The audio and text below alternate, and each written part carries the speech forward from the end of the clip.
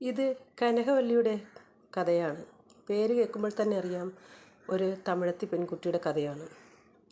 പ്രണയിച്ച പുരുഷന് വേണ്ടിയിട്ട് സ്വന്തം ചോരയെപ്പോലും വേണ്ടെന്ന് വെച്ചവൾ. ചെന്നൈയിലെ തെരുവുകളിൽ ആക്രി പെറുക്കുന്നതിനിടയിൽ ഒരു യൂട്യൂബർ യാദൃച്ഛികമായി ചോദിച്ച ചോദ്യമാണ് കനകവല്ലിയെ ലോകത്തിന് മുന്നിലെത്തിച്ചത്. ആരെയാണ് ഈ ലോകത്ത് ഏറ്റവും കൂടുതൽ ഇഷ്ടം? അവൾ അതീവ നാണത്തോടെ തിളങ്ങുന്ന കണ്ണുകളോടെ അവൾ പറഞ്ഞു, എൻ്റെ ഹസ്ബൻഡിനെയാണ് സാർ.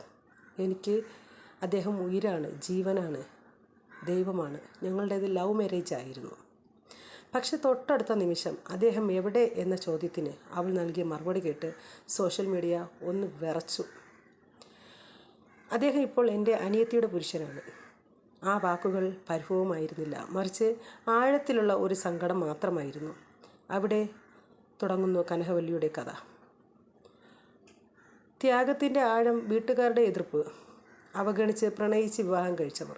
അച്ഛനും അമ്മയും മരിച്ചപ്പോൾ തൻ്റെ 3 അനിയത്തിമാരെ നോക്കാൻ അവൾ ഓടിയെത്തി. തൻ്റെ കുഞ്ഞിനെ പ്രസവിച്ചാൽ അനിയത്തിമാരോട് ഉള്ള സ്നേഹം കുറയുമോ എന്ന ഭയത്താൽ ഗർഭമുണ്ടായപ്പോൾ മരുന്ന് കഴിച്ച് അത് അലസിപ്പിച്ചു. പിന്നീട് ഒരിക്കലും അവൾ അമ്മയാകാൻ കഴിഞ്ഞിട്ടില്ല.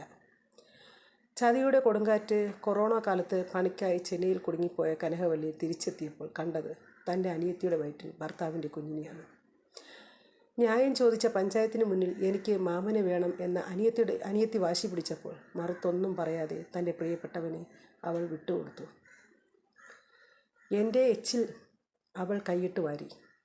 ഇനി ആ എച്ചിൽ എനിക്ക് കൈവയ്ക്കാൻ പറ്റുമോ? ഈ ഒരു ചോദ്യം ഏതൊരു മനുഷ്യൻ്റെ നെഞ്ചു പൊള്ളിക്കുന്നതാണ്. ഇന്നത്തെ ജീവിതം ഇന്ന് തൻ്റെ ഭർത്താവിനും അനിയത്തിക്കും ഉണ്ടായ കുഞ്ഞുങ്ങളെ പോറ്റാൻ അവൾ ചെന്നൈയിലെ തെരുവുകളിൽ പണിയെടുക്കുന്നു.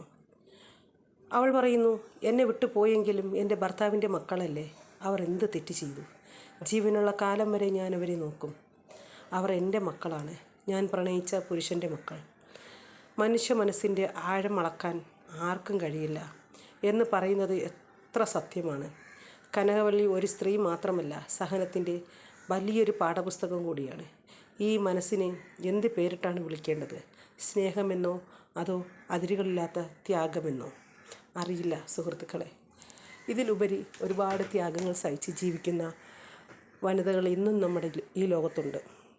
അതിലുപരി ത്യാഗങ്ങളോട് പൊരുതി ജീവിക്കുന്ന വനിതകൾ ഇന്നത്തെ ലോകത്തുണ്ട്. പക്ഷേ ഈ ഒരു മനസ്സിന് എന്ത് പേരിട്ട് വിളിക്കണം എന്നൊരു അർത്ഥവ്യക്തമായ ചോദ്യം ഇന്നും തുടരുകയാണ്.